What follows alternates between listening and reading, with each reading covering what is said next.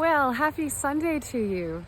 So I come to you today with a little bit of history and a little bit of humor because we are in the season of Halloween, of the All Souls Day, as well as Dia de los Muertos, which is roughly around October 31st to November 2nd.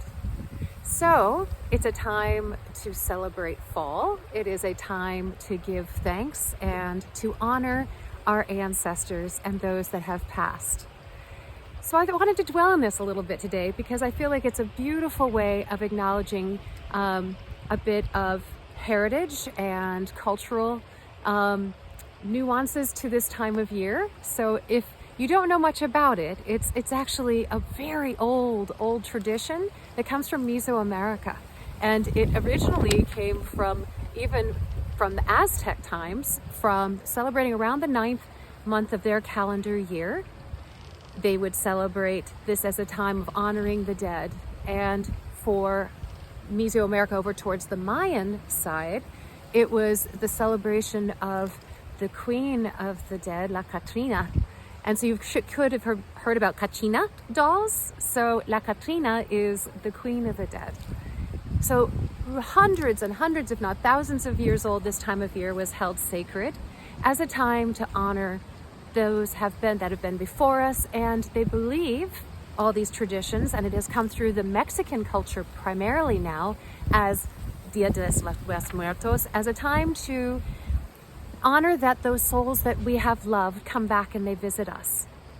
So with that, there's all sorts of really interesting ways now that people have come to celebrate this with las ofrendas, which are the altars that maybe marigold flowers and pan de muerto, so the pan of the dead, so in the shapes of the skulls, or calaveritas, which I hope I am saying that correctly, skulls. And if the candies, there are certain days, there are different focuses. So there might be sweets for the children that have passed, and there might be other types of offerings, including mezcal, for those that have passed and like their mezcal on the altar. But beautifully is that it's a time for those that are still here to come together and to make offerings and to be in their heart and think of those that they loved and still love, because they're not far from our hearts.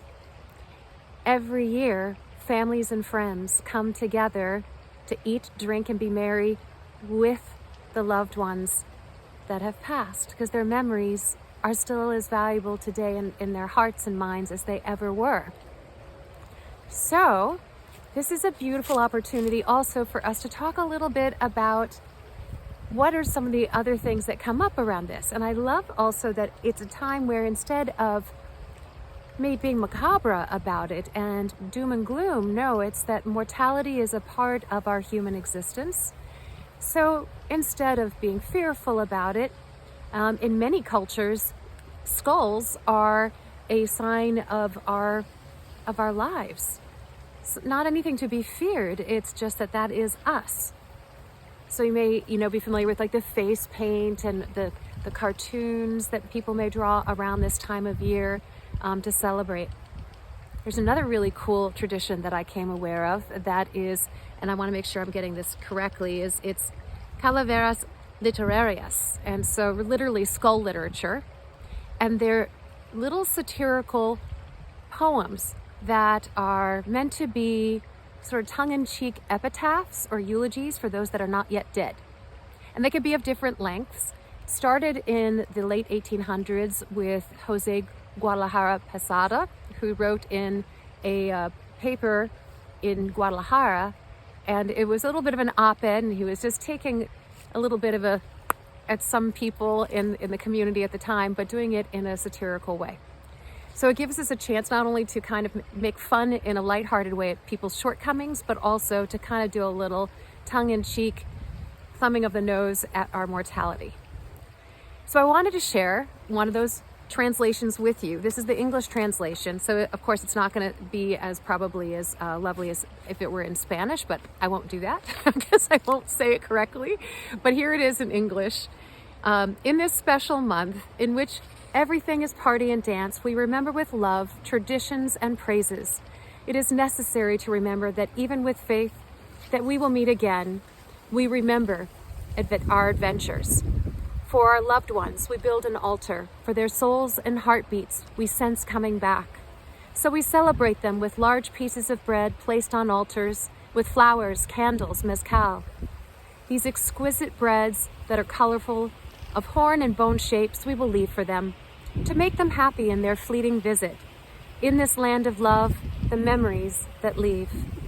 For me, it is a great gift to be able to find them on such special days and be able to enjoy them. If my dead ones knew how much I miss them, they would come every day, and it would be very pleasant. I wait for them sitting down, for I know we'll converse these 2 nights full with cookies and drink. Dear happy souls, knowing that we love you, we remember your love and await your return. And that was translated by Patty Gorena Morales. So it's a time to reflect, to celebrate, to have a little sense of fun and of gathering here in this life while we're together, but to honor those that we loved and still love. And we make offerings of cookies and sweets and bread and drink, because these are the things of our mortal times that give us joy. So perhaps the reason I'm bringing this to you is not only to honor that this is a really important sagrado time, a sacred time for many cultures, All Souls Day. It's also, as I mentioned, Las Días de los Muertos, but in different cultures it's different things. It's a time of reflection, of potentially of celebration of life, and acknowledgement that there are those that have passed on that are still very much alive in our hearts and our memories. And let's be joyous about the time that we had together. So in this time where we might want to take a few moments for reflection of the different types of loss that we've each experienced in the last year, whether that was in the form of a being that has passed, pet, or a human family member, take time to celebrate what was good, what was joyous. And it's absolutely appropriate to feel all the feels, which may include moments of sadness, but counterbalance it with remembering all the good.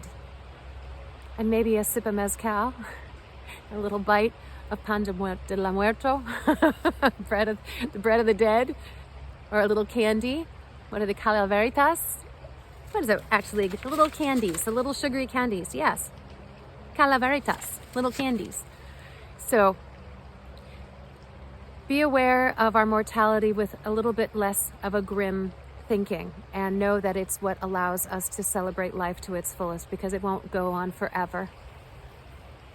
So with that, I wish you a weekend of sun, of appreciating all that is good, and celebrating the loved ones that are still with us and the loved ones that have passed. And maybe you try your hand at writing a satirical eulogy or epitaph for someone who has not yet passed, just for funsies. Have a really great rest of the day, and I'll see you next time.